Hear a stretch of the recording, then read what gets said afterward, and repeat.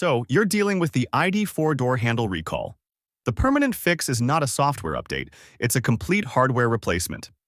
Yes, the door can open on its own at low speeds, and the only true fix is replacing the handle assembly. The problem is that the original handle has an unsealed circuit board inside. Think of the touch sensor you use to open the door. Its electronics are protected only by a thin membrane. Over time, water from rain or a car wash gets past that seal and pools on the board.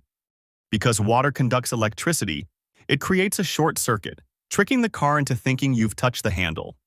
The door controller just does its job and unlatches the door. It's a simple hardware failure caused by a design that wasn't robust enough for life on the outside of a car. The new redesigned handle assembly solves this permanently. From the outside, it looks identical, but the internal electronics are now fully potted. This means the entire circuit board is encased in a solid block of non-conductive epoxy, like an insect trapped in amber. It's a standard technique used to waterproof critical sensors on construction equipment and boats, where failure from moisture isn't an option. Water simply cannot get to the electronics to cause a short. The original problem becomes physically impossible.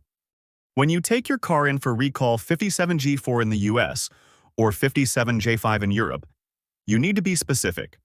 First, when you book the appointment, confirm with the service advisor that they are installing the new hardware, not just applying the temporary software patch. That software just tells the car to ignore the faulty signal if the key fob isn't nearby, but doesn't fix the part itself. Second, after the service, check your invoice carefully.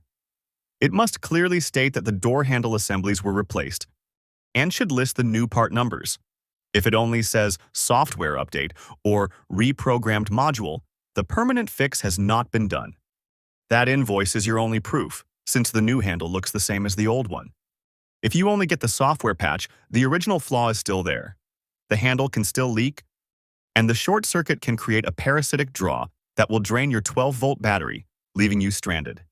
So, always check your service invoice. It's the only way to be sure the job was done right.